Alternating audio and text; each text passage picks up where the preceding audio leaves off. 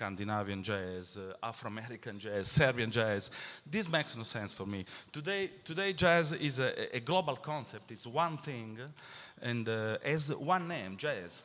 Jazz is only one, and there are many musicians that play this music, and they can be Italians, American, European, Puerto Rican, Swedish, Polish, etc., etc. In my country, for example, there is a cliché to talk about Italian jazz, no?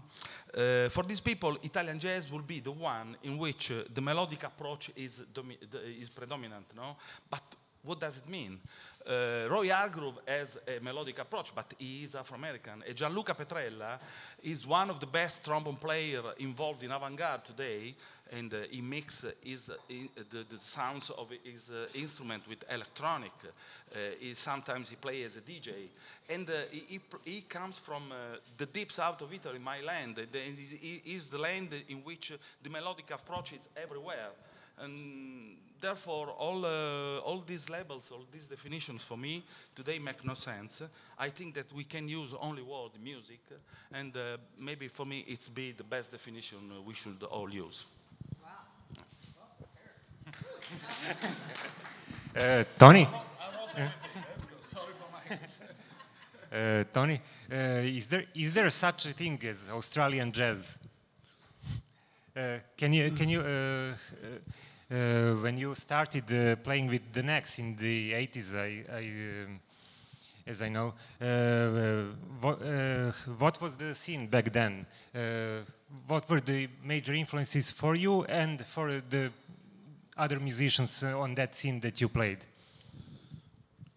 Well, it's interesting from the Nex, the history of the Nex. We kind of started as a response to a lot of the music we were playing that was modern jazz, and finding that it wasn't, the circumstances we found ourselves in weren't giving us the opportunity to play in a way that we wanted to play. So some of the things about the formation of that band was a response in a negative to a lot of things that existed in the modern jazz sort of idiom. Mm-hmm. Not that there's anything wrong with the things we were doing, but it was sort of like there was a sort of some specifics that you were obliged to do or not. And we kind of were listening to other musics and wanted to play in this other way. I think at the time, which was sort of the mid-'80s, we formed the group. Maybe there was sort of a quality of the jazz that was being played that was, you could maybe say that there was Australian quality. Maybe a lot of that had to do with people translating what they would learn from records, and there weren't many people coming down to the country to hear live music, so it was a bit of a Chinese whispers kind of way of trying to work out what was happening and then making your own interpretation of it.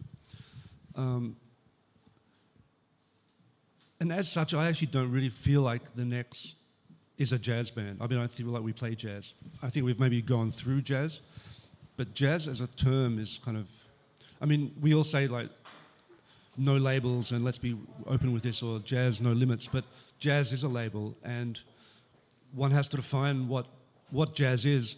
It has to be what it's defined by, as much of what it is and what it isn't. So in a way there, you have to have limitations, otherwise it's meaningless. And maybe these days genres like jazz and rock and whatever are kind of meaningless if they embrace everything. And but then again, there's a sense like if I play with Cecil Taylor or Clifford Jordan or Pharoah Sanders, I feel like I'm playing jazz music, and I've played a lot of jazz music. But when I play with maybe John Butcher or Evan Parker, do I feel like I'm playing? Sometimes I do, and you can tell the roots, and sometimes it's moved beyond into something else, or was never that concerned with these things. So I think and jazz has always had that kind of like pushing the boundaries and finding new ways to fit new ideas into this jazz definition. But there has to be a definition, otherwise it isn't anything. So it's a very ambivalent term, and I'm not really sure how it works these days anymore. So how would you define jazz? I don't know. I mean, maybe it's a Zen thing, like, you know, when you know when it's there and you kind of know when it's not. I don't know. I know, for instance, when I'm playing with the Nex, the methods we use and the way and the things that we're concerned with, I don't really find that in the jazz vocabulary, but when I'm playing with people that I do feel like I'm drawing on that thing, it's kind of I'm not setting limitations to myself, but there's a sort of things, there are ways of playing or functions that the instruments have that you just sort of feel. So it's a very subjective thing. But obviously jazz still exists as a term, but like for instance, many years ago I remember looking at the Montreux Jazz Festival, which is like maybe one of the most famous jazz festivals in the world. And they even had a jazz night. They had an Afro night, they had a Latin night, they had a dance night, and they had a jazz night. And the jazz night was Phil Collins' big band. And the headliner of the Montreux Jazz Festival was Sting. So to me, that sort of represents that it's a little bit in trouble as a defining term. And saying it has no limits, it has no definition, it's not really good enough either. I mean, it's not really very a robust sort of statement. So I don't know where it goes. So I haven't really said anything except, I don't know. I have a question for Ingrid and Christine. The jazz in the golden days in 50s, 60s, and so on was always connected somehow to Afro-Americans and their struggle for recognition and human rights and so on. Is there still some sort of social relevance in jazz today? Is jazz relevant as a social thing today? Can it be relevant? Can we each answer that? Because we are our own individual people. We are not just one unit. We are sisters, but we both have massive careers we're leading right now. And we're both mothers, so we take that personally. So I'll answer first. The social relevance? Relevance? I was thinking of all the things you said, all this beautiful explanation of, what did you say? You said revolution at the beginning. To me, I was thinking evolution, because it is evolving in relation. For me, this music has always moved my choices of who I play with and how I play in relation to who I'm hanging out with and playing with. And in the early days, it started with guys that were the original members of the Basie Band and the Ellington Band, Clark Terry, Ernie Wilkins, Harry Sweets Edison. These were like my friends when I was in my early 20s. So, and I can speak for one thing that we came from, which is our mother.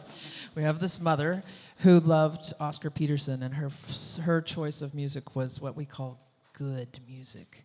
And even though we weren't allowed to listen to the Beatles, they were bad, but we found out later they're actually pretty good.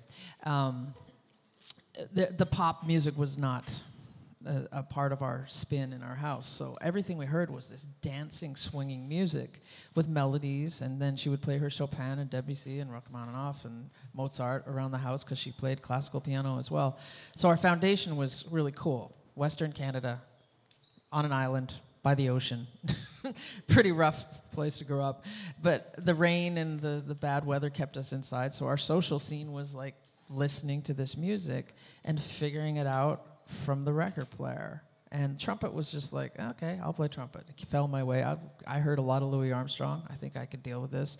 But it wasn't even my first choice of an instrument. So in my social scene at school, I made my best friend play trombone, which I wanted to play. And then I tried it, and I was like, okay, I'll stick with the trumpet. It's kind of cool and hip. And it's taken me all over the world many times plus. And still that foundation of growing up in Canada in a great system of education with a lot of support from the school, from our parents at the time. Our dad, our stepfather, actually started the music program in the school I was in because he was a principal of a school. And he said, you have to have music in there, because Mom told him. She's like, you tell that guy to make sure we have music in the school.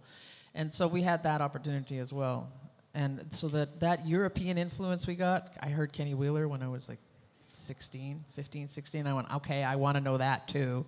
And eventually I got to get my ears around that scene, which was completely different than what I had grown up with as 4/4 swing.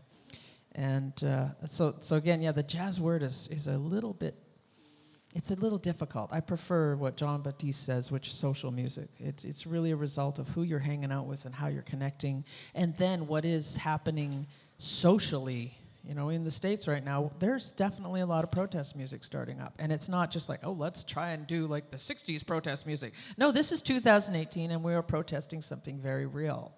So it's affecting my choices too when I'm working with bands of where my material is coming from and where my whatever level of angst and need for peace is coming from as well.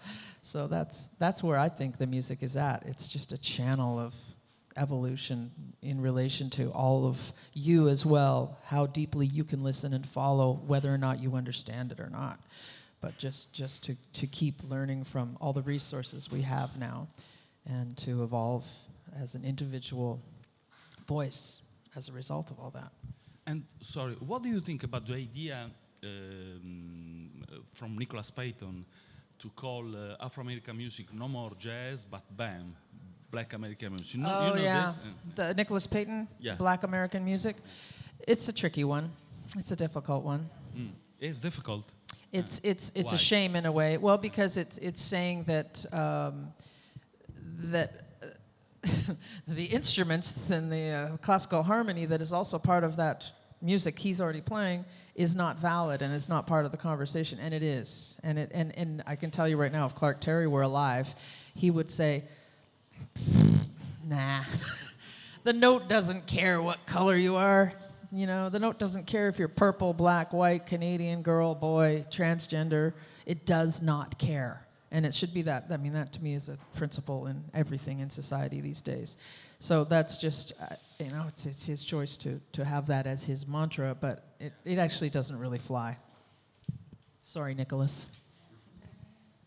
And if I were to add to that, if we're using the word revolution and evolution, we're going to add evolution now, right? Because evolution is what this music is. There's just more and more sources out there to listen to that affect the music to go so many ways. To label it jazz, to me, is very difficult. But the other thing to think about is where we personally come from. It's, to me, it's like I'm gathering my resources from playing with many different types of styles in the music. Could be, I mean, there's just it's so vast what we can do, that really all I come out with is my own accent through what I've learned and what I'm playing and what I'm presenting. It is just my accent on music. So that's sort of how I would think of the revolution part of it. Okay. Marcin, is the jazz today elitistic thing, or can jazz approach the wider audience? What do you think about that topic? In some way it is. However, if you come into places like Belgrade and you feel almost like home, you think that it's actually not. The jazz is for everyone. As I said before, it requires lots of attention and understanding, but if you, among the right people, you listen to great artists, it's much easier to absorb those fluids and this energy, and you actually can fall in love easily. Interesting thing is that music education right now is much more easier to access. However, sometimes there is a problem with the money. Of course, you know, if you want to be really, really good, you have to pay extra, probably. But comparing to you know what's happened in 50, 60 years ago, it's much easier. So this is the question of choice, basically. What you would like to listen, what you would like to do in your life. So if you like to be among the people who loves jazz, well, that's your choice. Just come, for example, here to Belgrade and enjoy. Nicola? For me, it's the same. There's no problem. I know that people now is divided, no, between a kind of approach and another kind of approach, no. But I think that the concept of this festival is the correct idea to develop the show of jazz, no, nowadays, because I saw these 2 days musicians from Canada, from Australia, from tomorrow, the day after, we will be Enrico Rava and other people. No, this is for me the correct way to approach a festival, a show, and this music nowadays. And I saw the last night. I was very impressed by next gigs, and at the same time, I saw the other the day before I don't remember the name, the sax player from New York, Ben Wendell, and I was very impressed. I was very impressed by Jensen sisters, and again, so, this is the correct way to. I don't have other words to explain this concept. Tony, Christine, and Ingrid, for all of you is the same question. How can jazz approach to younger audience today? Sometimes young people see jazz as some traditional conservative thing, but how can a musician approach, and how should we all approach journalists, musicians, organizers to some young people who doesn't know anything about jazz, to involve them in the jazz scene? Well, I just have a quick answer to that, and that's Jacob Collier. We all know who he is. He's amazing, and he is really drawing young people in who are technologically savvy, because he's using the technology in a very creative and wonderful way, and he's just an amazing musician. And I am hoping, is going to be like a channel, as he works with people like Becca Stevens and people who see other names that they go, oh, let me see their music on YouTube, and then boom, boom, boom, and go through Snarky Puppy and all these wonderfully contemporary bands that are really relevant to making young people get up and go, I think I can do that. But then also maybe check out some of the old people like me. Eventually, it's just like sometimes I look on Amazon and it says, people who liked Chris Bodie bought your CD. And I'm like, wow, okay, I think that's a compliment, but thank you. Yes, awesome, sales. Or just even awareness, so that there's not just a picture of all men all the time of this music. And Jacob, of course, he's from this new young generation where it's like, again, I don't care what you look like, let's just make music together.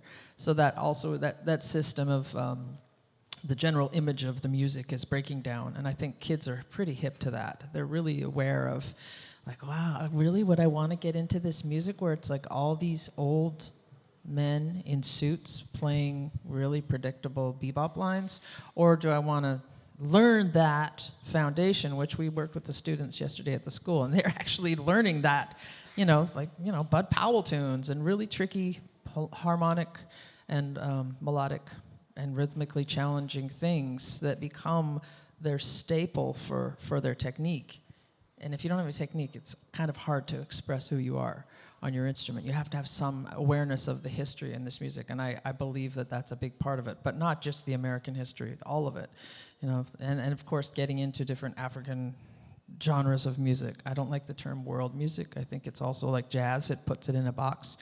And so just the openness that is out there thanks to our huge internet situation that can expose the youth. Yeah, I think the role of festivals like this is really important, and especially like having a broad kind of cross-section of what is vaguely lumped into the category of jazz. That will, I think, attract people that will see things that they might not have otherwise searched out themselves or been exposed to, and some things will reach them. I mean, of course, there's always been these factions and divisive kind of elements within the jazz community themselves, whether it's the swing musicians talking about the Chinese music that the beboppers are playing, or the anti-jazz Eric Dolphy kind of Coltrane thing, or the electronics in jazz, or whether hip-hop grooves or Miles Davis going electric. There's always been this stuff. But when people can be exposed to maybe even these kind of camps within the scene that might not sit comfortably together, but in a festival where they can be put together, and it can really expose this music. And maybe there are kids that just get really turned on by a Dixieland band. They go, wow, that's so... And they would thought that was all straw boater hats and waistcoats, but they, so I think the role of festivals and organisers to be open-minded is really important. Christine, what's your opinion on this topic? Yeah, much in line with these two. Finding the best way to present this or introduce this music is through education. So actually I was just writing on a blog the other day, and I was like, every festival should be doing so much, and I've seen it with some festivals where there's so much outreach with youth or organizations I work with where we try to give young people the opportunity. Obviously, young people don't have a lot of money usually, so getting free tickets, getting people to sponsor events so that we can fill the audience with young people, maybe not put a price on it, but the quality of what they get to experience universally, like around the world. Thank you. I would like to give a word to Katie Chaba, Ambassador of Canada in Serbia. Opener for questions. Okay, so as I understand, one of the issues that we can discuss also today is around women in jazz. I'm not an expert on women in jazz. I think we have other people who can speak better on that, but I just wanted to say a word or two about gender equality and where that stands. And I'm sorry to be standing here with my back to you, but just to say, Canadian politics are probably not very familiar to most people in the world most of the time, but we happen to have right now a Prime Minister, Justin Trudeau, who is, I think, well known around the world for many reasons. But one of those reasons is that he, as soon as he became the Prime Minister, openly stated that he was taking a feminist approach. He immediately moved to put in place a gender-balanced cabinet. So we have 50% male cabinet ministers, 50% female cabinet ministers. He also has been very vocal in espousing issues around respect for diversity, respect for inclusion, gender equality, empowering women and girls, and these are now part of what is making Canada better known on the world stage, is the fact that we take these issues so passionately. The fact that I'm here as a woman ambassador, of course, is also a reflection of that. So just to say that these are issues that are very important to us. We're delighted that as part of this year's Jazz Festival, we were able to support the bringing of the Jensen sisters here to represent that role of women in jazz as well, and happy to answer questions about anything related to that. Thanks.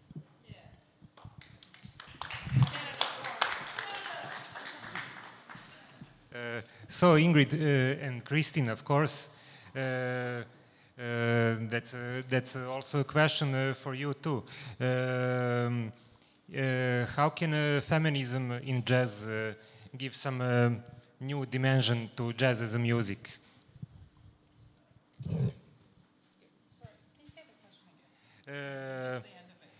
How can feminism, what can feminism bring to jazz as a music?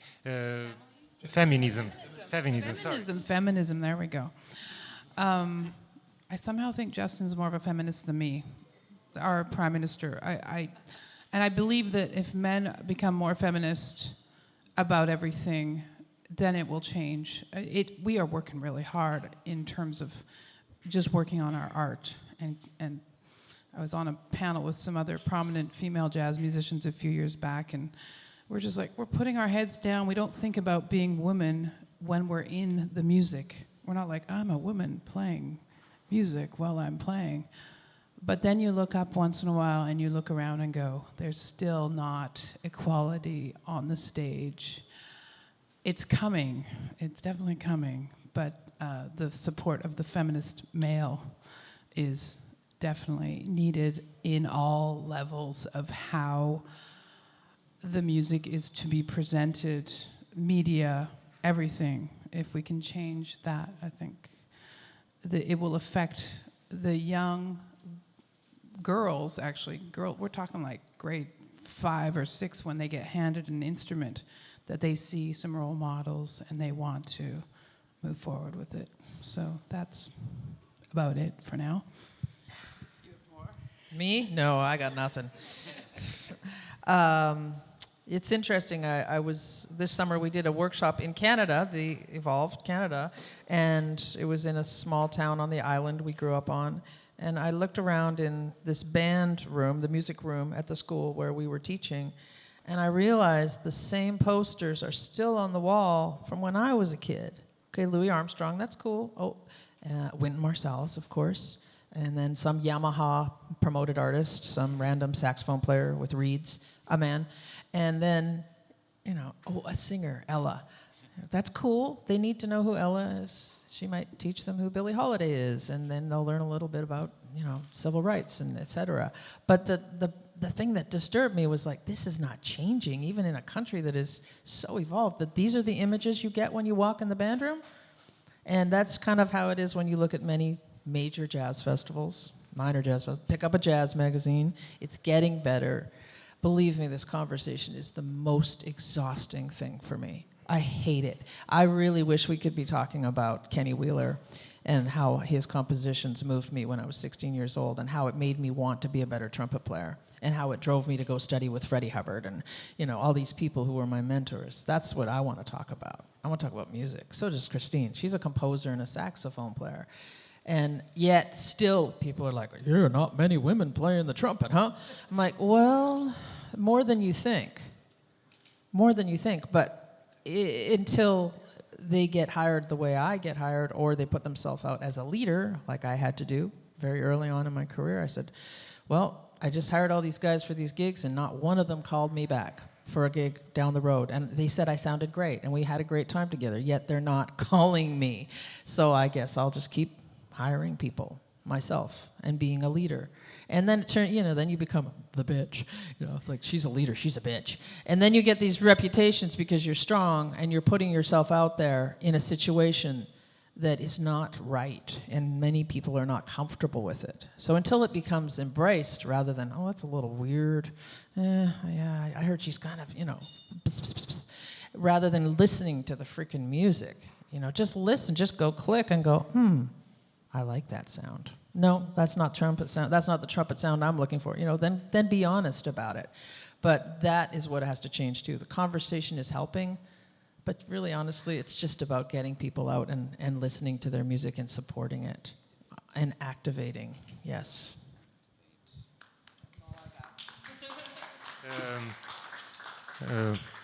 I would like to give the word to Australian ambassador for a while. Thank you very much, everybody. I actually have a question around innovation and new technology. I mean, there was an interesting answer before about the role of festivals and getting young people into this kind of music. But the world is changing in terms of access to social media. We talked about globalization, how that is really changing things. Borders are disappearing, or people are feeling threatened, and borders are appearing in different ways, maybe in virtual ways. So I'd be very interested, really, from anybody on the panel about how they see changing technology influencing jazz, how it can be used positively, but also whether that presents any challenges. Yeah.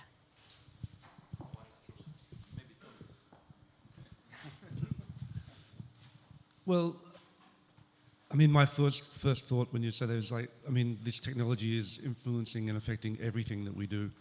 And jazz and the music world that we live in and the way we play is part of the world, and it's just being affected. And whether that's like, I mean, if you search out a YouTube clip and then there's all these suggestions, and they're probably filtered through sort of things that we don't understand, and so you're being steered in a certain direction, and these algorithms are looking you. But it's like, I think like anything, and maybe like some people that have been involved in this music for a long time, they're a little bit behind the eight ball and keeping up with technology. But there are young people engaging with it that really know how to use it, and agents and festivals and some musicians that engage with it really well, and they maybe are at an advantage than people that don't really know. But that doesn't exist in a vacuum, and it's affecting everybody in every possible way of life. But for sure, there's so many tools there now to be exploited and used for positive things. And the negatives, I don't know. I mean, it's the same. The negatives affect every aspect of our lives, and so the promotion of the music is just another one. So I don't know. Yeah, I totally agree with you, and I just think it's just more good and bad in front of us. To get to the good, to get to the resources digitally, to find out what we're doing, we have to have a plan of attack nearly. It's interesting how the technology makes the world both smaller and bigger, and friends. You can have thousands of friends on Facebook and you don't even know any of them, but you can reach so many more people. But then that's the good. Yeah, you can reach and more people. Then the other thing that's the bad is like you kind of get these filters through, and you kind of get this echo chamber, and you just kind of maybe you're reaching the same 20 people, and you see these discussions on some of these forums, and it's actually you're narrowing it down and down and down.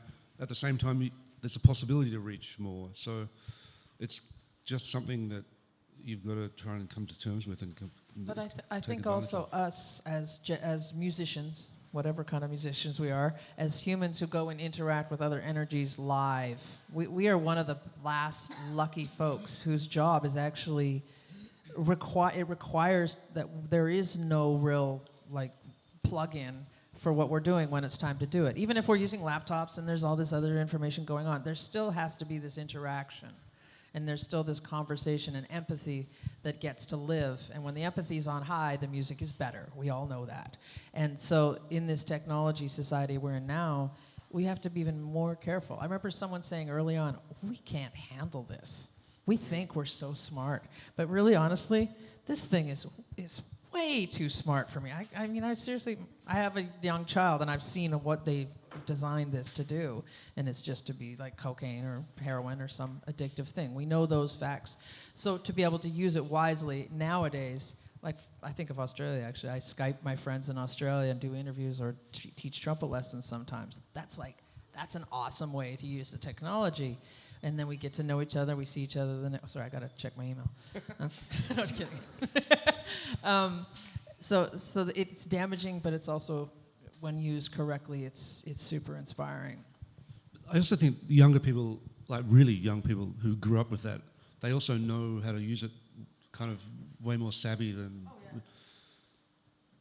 yeah. And well, it's interesting with technology and how it affects economics and business and how we can reach things out.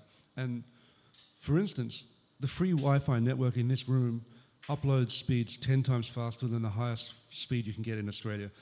That's going to mean people are actually operating businesses. And Lloyd, the bass player in the next, who likes factoids about lots of things, was talking about Walmart or one of these things. They figured out that if they could shorten the algorithm that was letting people press buy, like by 0.005 of a second, they would make $1 million more a day.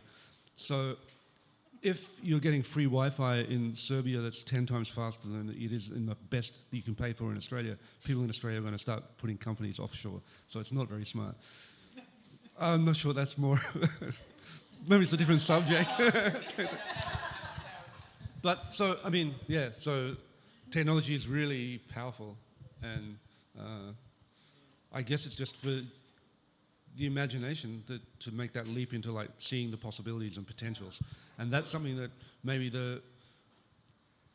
our generation and older, they're finding that they don't think in that way, but younger people who, if they're into this music, they will find options and possibilities that we wouldn't even imagine were there. Like I did a talk for young students recently from Denmark, and there were like about 20 of them, and they were talking to me about how to run your career as a musician, and I was about like, well, you get together with friends and you play and you hang out with like-minded people and you go down to the local cafe and get a gig, and then they were going, what about records, like when you Bandcamp or you put it on this, and I was like, well, we're still selling CDs at gigs, and so then it was sort of like, well, you tell me how to do it, and then it was all turned around, and I got a lot of information from these kids, way more than I was giving them, so. You know, that I have to say that's where I'm concerned, is that through technology we are losing our royalty rights as musicians, as performers and composers and any part of the business. And people don't realize this when they're buying or not buying. That is probably my biggest concern with technology, is how things get ripped so fast now. And we don't get the money. It's a national thing too, because it's to do with borders. That. Yeah, well, yeah. I mean, I remember when we make long pieces of music, like our CDs. The tracks go for an hour basically, and we always thought, well, this whole downloading thing, it's going to take people, especially in Australia, it's going to, you put your computer on all day, all night, and you might get half the track. But nowadays it's like that. And we release a CD, and it used to be that a month later it'd be up online. Now we release a CD and it's online for free. The first 20 Google searches are free downloads within a day. And this does get the music around, and people, and maybe it's worth trying to inspire people to, if you like the music and you do hear it, then go and buy it and support the artists. And so that's a sort of moral, ethical kind of thing that maybe, and I think actually young people are getting that idea too. No, I do think people are. Governments that don't get it. Yeah. They're the ones letting it go. Yeah, but also I think people do buy. It's not the kids, it's the government that runs the portals of the internet into the world. More walls. It's just, we're going to get creepy here. But I think it's something we have to really stand up for, and we've lost a lot already, and we need to try to get back some of it somehow. So. There's also the interesting idea that this bubble of artists making money from royalties and the music industry as an industry and commercialize it is actually, that's the abnormal sort of bubble in the evolution of music making, and that's only really existed since the 20s or 30s, and now we're getting back to what it used to be, where copyright didn't exist. The only one thing I want to add to all this too, to say how much it's changing when I observe some of the younger generation, the way they're doing their records now, sometimes it's 2 or 3 tunes. They don't do a full album that has a curve to it. I hear this as the first tune. And so there's a body of work. There's no body of work. There's just like a sample almost. And I think that definitely comes out of what you're talking about. They grew up with Instagram. And what's the other one? Snapchat? It's like, it's here, it's gone.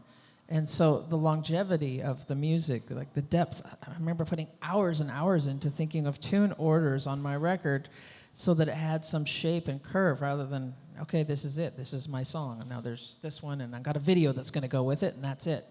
And it's maybe that's going to inspire another way of music making, and that's also all right. Maybe that narrative dynamic curve of an album and a piece of music it'll be turned into a different thing, which hopefully, is interesting. Yeah, that's interesting for sure. But as far as I'm just asking about the results of the technology, this is one of the things that has happened. Or you do a GoFundMe, which is amazing. You can see someone just go, "I'm taking care of the integrity of my project from the beginning to the end, and I'm going to have my fans fund it." And there you go. And Which it's savvy, and yet it's a big change. Yeah, and it sort of undermines government funding, because the governments go, well, we don't have to fund it anymore because they can do it themselves. So that's kind of a... And now there's a trend for musicians doing... There seems to be a trend for musicians doing PhDs instead of getting funding for arts, and because there's performance-based PhDs, and so then they're not really rigorously academic. But, yeah, and then... So it's sort of undermining what a PhD meant, because it's not really rigorous. It's sort of a bit wishy-washy, and then it's also undermining funding, because you don't need to fund it within an arts community. You fund it through an academic community. There's a lot of things changing in the world at the moment, and I think we don't even know how to deal with it yet. And people are learning very slowly. The older people, like us, are learning very slowly, and some kids are really grabbing it and running with it. And I think we can just sit back and watch and hope that it's positive, and try and minimize, or hope that... They find a solution. Yeah, and maybe the appreciation of older art forms and old, like, traditions and those things are really important to keep context, because otherwise it just changes into a really weird thing without any sort of references and stuff. So I don't know. I'm just saying all these really ambivalent things that are. Like, No, I don't know. you made me think of one more depressing fact. Since we're going into a depressing place, somebody, there was a picture of somebody taking a picture of a picture at a museum, like of a Rembrandt or something. Like, what are you doing? That's not the point. You go to the museum, you sit, and you absorb, and then you can take something from it. That's what I think the technology has kind of done. It's reduced everything to pixels, and the same thing has happened in music. Yeah. And so when you come to a concert, like that audience we played for the other night here, I forgot why I love coming to Europe so much and coming to places where you don't hear the Jensen sisters play with a band for the first time and just hit. It's like this raw, non-judgmental listening process of people just taking in what's coming off the stage, and that there's no interruptions and no one's picking up their phone or just trying to film it and then maybe look at it later. It's like it was that true relationship of here's our music, here's what we got for tonight. We hope you enjoy it. We're gonna have fun and see where it goes, and that's like so rewarding. So thank you for that, by the way. Yeah, but that real interaction of people not communicating through these devices and really anonymous and cold, that's such an important thing. And that's one of the things in this music that I think everyone that gets into this music sort of celebrates, and why the festivals like this are really important, that it's sort of the ritual of togetherness and exchange and communication. And that's something that the technology doesn't always afford or totally ignores, or steers it in another direction that's potentially, or that's you just see the possibilities for a loss of such important thing about being human. Any other questions from the audience?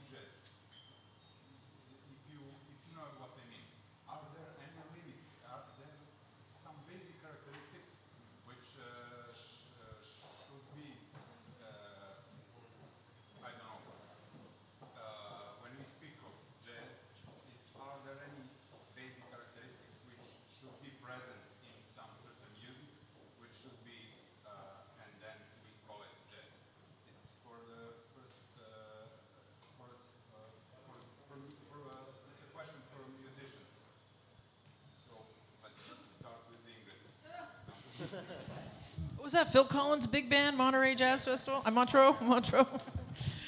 I mean, you kind of know at one point, if you're listening to a concert, if there's absolutely nothing to do with this history of this music called jazz. Is it jazzy? Is Kenny G jazz? That's the one that opened the floodgates for us in our world when we realized, oh my God, this guy came along and he's just killing it. Kenny G.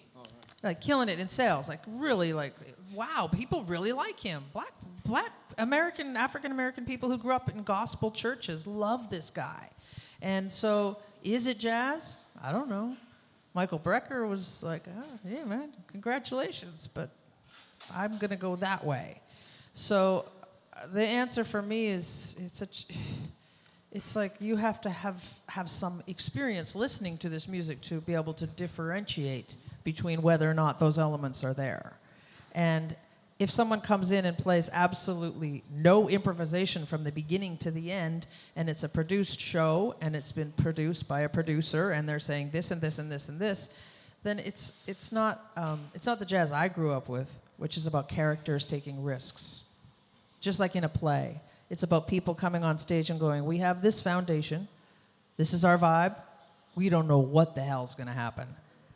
No limits, so Ornette Coleman's a great example. It's chaos. Some people listen and go, that's just chaos. But there's melodies, there's swing, there's African rhythms, there's counterpoint, There are the elements of the music. The elements of this music, somebody explained it really well once, was call and response. So I go ba-da-da-da, and you go ba-ba-ba-da, or I go ba-da-da, and they go da-da-da. Or not exactly that version back, or they make their own version back, but there is that conversation going on.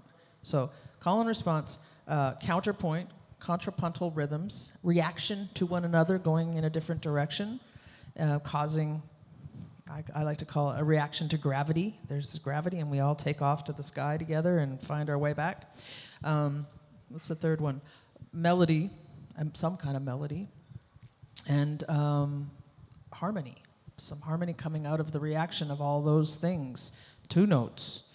So if there's none of that, and there's zero improvisation, I think it's fair to say not very jazzy.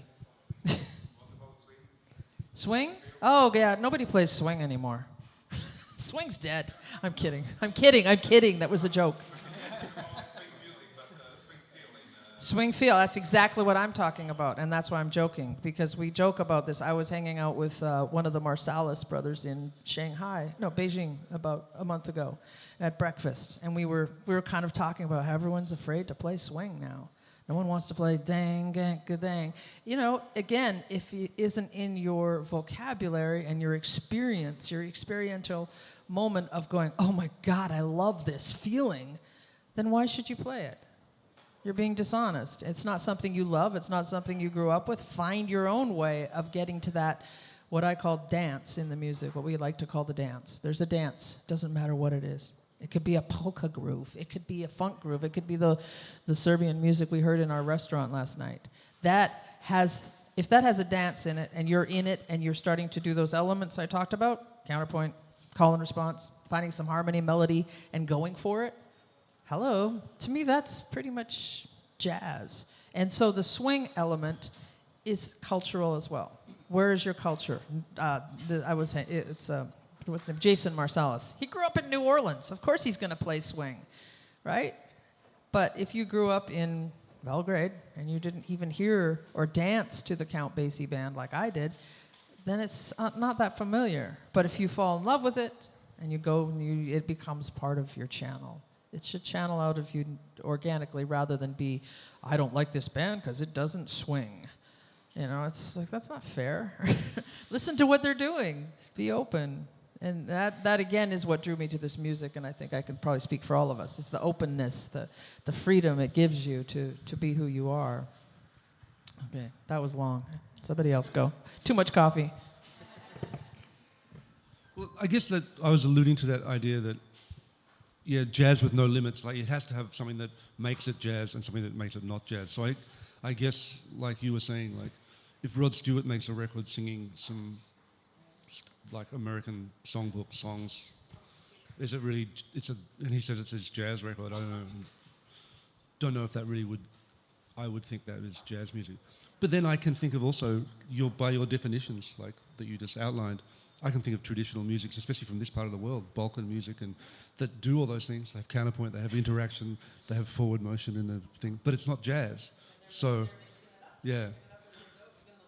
So that's not a definition of jazz really, because they're doing that and it's not jazz. So that's kind of tricky. So it's a really, I mean, these definitions are so weird and hard to, but then, you know, I can think of experiences with me. I've played with people and I think this is really jazz music we're playing. And then other times it's like, I don't really see that. And it's a different thing, even though we're improvising or totally improvising sometimes. So yeah, it's a very tricky thing. I mean, without wanting to drop names here, spending a few days in Berlin playing with Cecil Taylor, I was really very aware that this was American-derived jazz music for some reason. Yet, if I play with piano players like Schlippenbach in Berlin, sometimes I have a feeling I'm playing jazz music with them, and other times it's a different thing. Or the school of pianists like Magda Myers or Andrea Neumann in Berlin, like, it's not any stretch of the imagination jazz music, although they're playing this other music, and jazz is a part of an influence of that, but it's not jazz. So it's a very kind of complicated web. But I think there are definitely people that are thinking that as a label that might work in a certain demographic to sell records, which strikes me as a really weird thing to do, because jazz isn't by nature a money spinner. But like, I don't know, Jamie Callum, like, I don't know if it's people like that. Like, I mean, maybe he also has this side that, and I don't really know him or his music, but I've seen him play concerts at Glastonbury, and it's, don't know, like, there's definitely elements of jazz there, but I don't know if it's, you'd say it's jazz. And then people like Wynton Marsalis spend a lot of time telling people what isn't jazz. Yeah.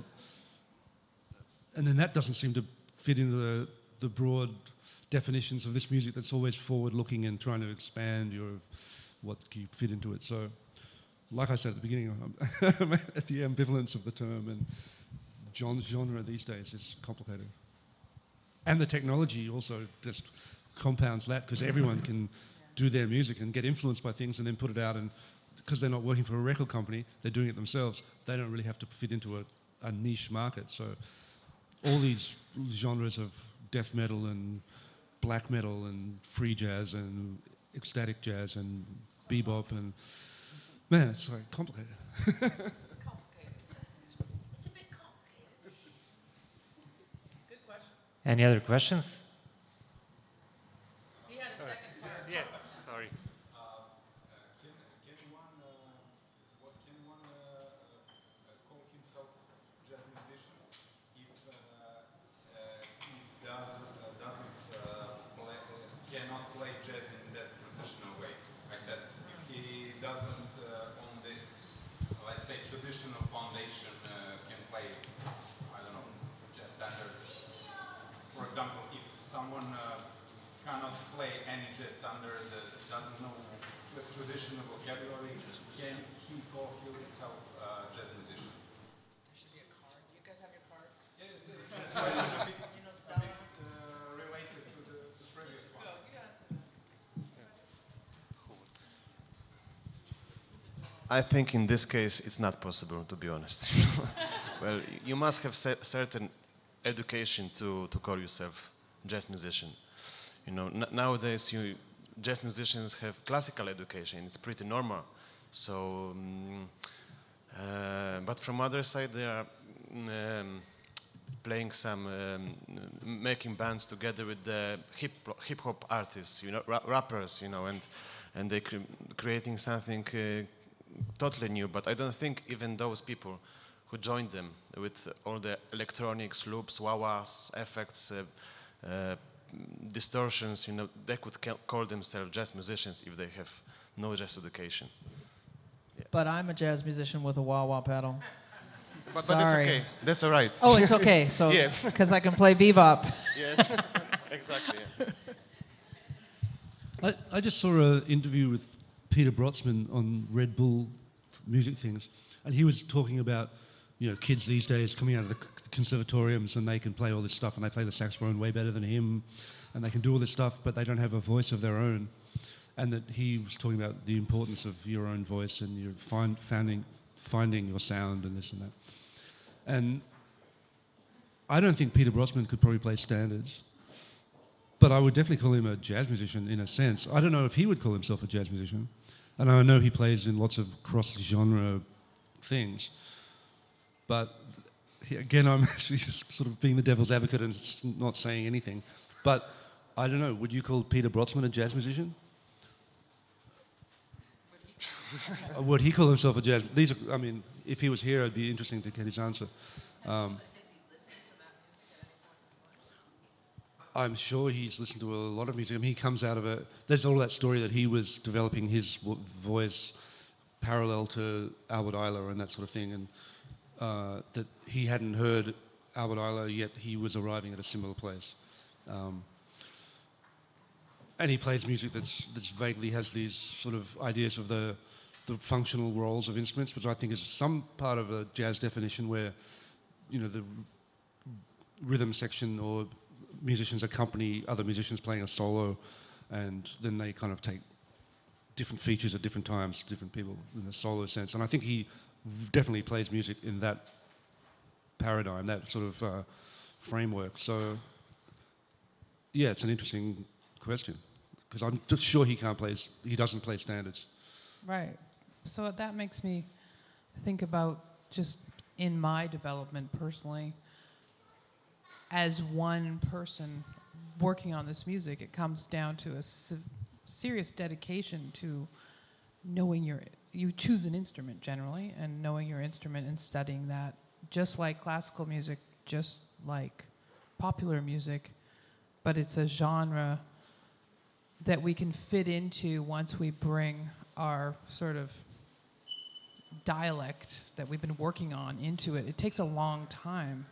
I think it's always evolving for us too. We're not, here's my profession, I'm going to play it.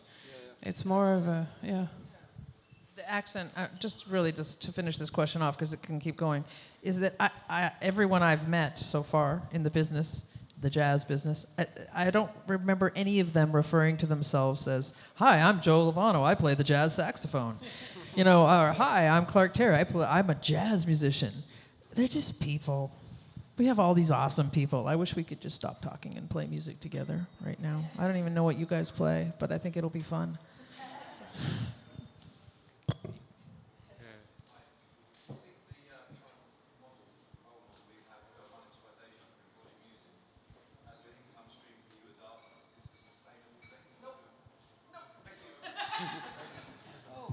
I will answer one thing on that, because at breakfast this morning, our band consists of a Swede and 2 other Canadians that live in France, so they are now French, not citizens, but they are part of the system.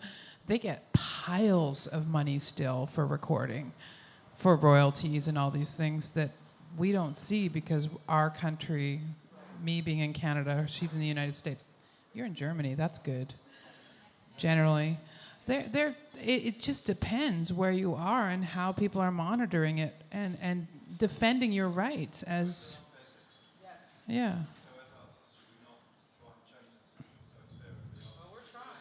I think we should all look at France possibly, and Germany, where they keep more, they have just more respect for the idea of the art being kept alive, because maybe it's a good thing though that we don't, because this might be speeding up the evolution of this music by not having all these monetarizations of things. Yeah. Exactly.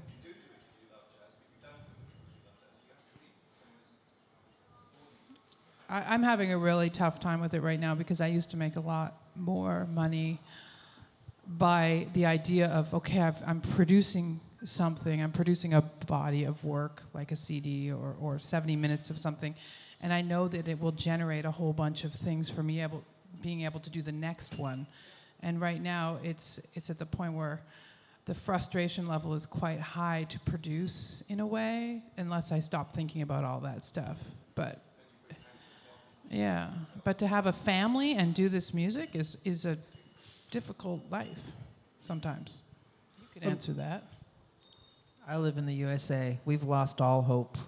But I do think there's the idea that a nation or a country, if we're talking about that terms, should appreciate, like there is value in things that don't actually operate on a commercially viable kind of way, as far as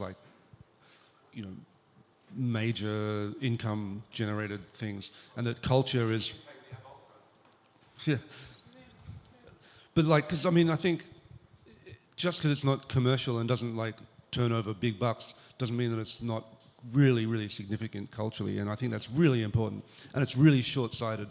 I mean, in Salzburg, you don't really think about the industry that was happening there in the sort of 1800s. You kind of think of Mozart, and these things really do have an impact on humanity and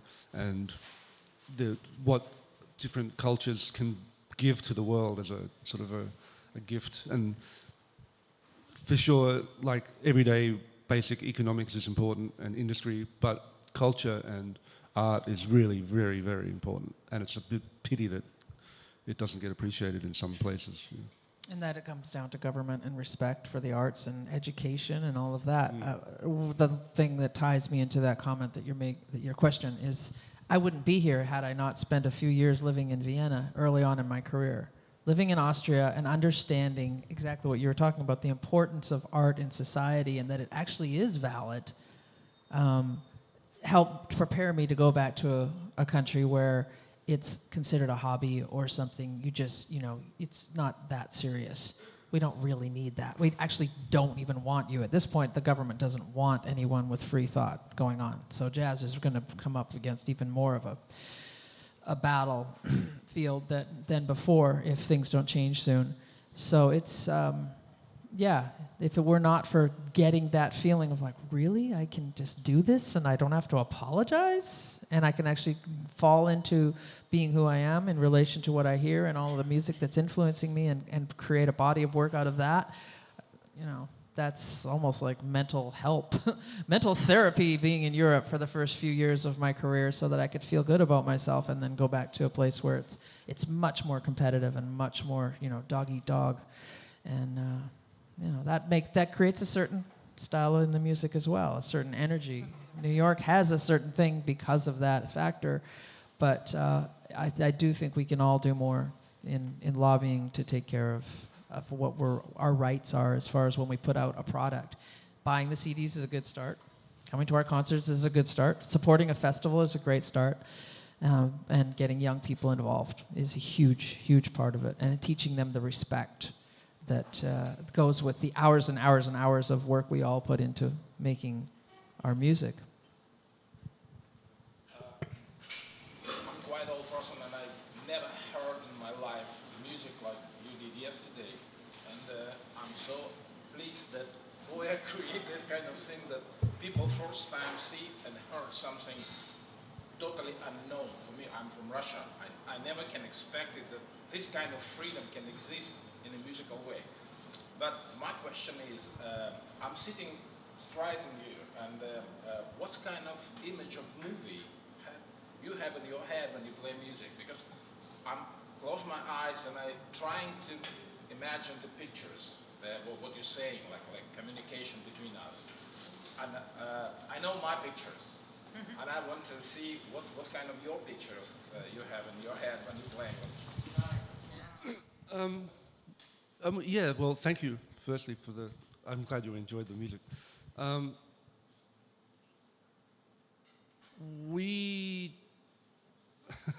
It's hard to, it's a very subjective thing. And we play music together, and we've found each other the band's been together for 30 years, and we wanted to play this music. Very quickly, we kind of stumbled upon this method of playing.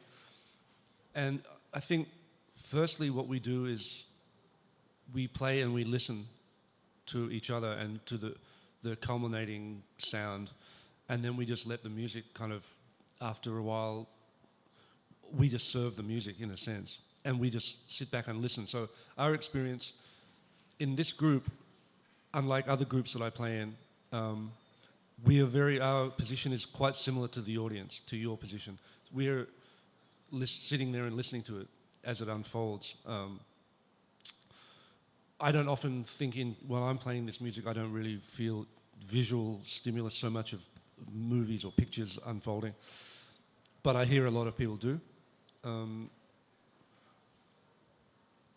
don't know, I guess I hear in terms of just the relationships of sounds and how they accumulate and coalesce into other things, and how by letting the music kind of be and exist, it makes the room become a part of the experience. And so it's happening. Like we just walk on stage and play. We don't talk about anything, and it's very much in the moment. And every piece is sort of made for that circumstance and the room that it's played in and the people that are there and how they respond. Even if they're not responding, we don't know. Usually, because we play an hour of music, you don't get the feedback of oh, this is going well. After you play a 5-minute song and you get response. So it's a very subjective and abstract thing. And the room plays a very big part in it. And we just try and let the music evolve and serve it. And yeah, that's all I can say, really. So thank you everyone for coming. Thanks for our guests. Sorry. You are say goodbye everyone, but there is still something would like to say, because it has been a long time since I had felt at home like here in Belgrade this year, and I know that Voja does a great and at the same time an hard job, and it seems to me that everything here is the right place, is the right, and I appreciate it a lot. Therefore, I want to thank you, Voja, for your friendship and your hospitality. Thank you all the staff of Belgrade Jazz Festival. Now I have a lot of friends, a lot of new friends, Bob, Voja, Marcin, and Oleg, John, no? And for me it's a pleasure, Giuseppe. And okay, and above all, thanks to you for coming and for the patience to listen to my rubbish English. Thank you.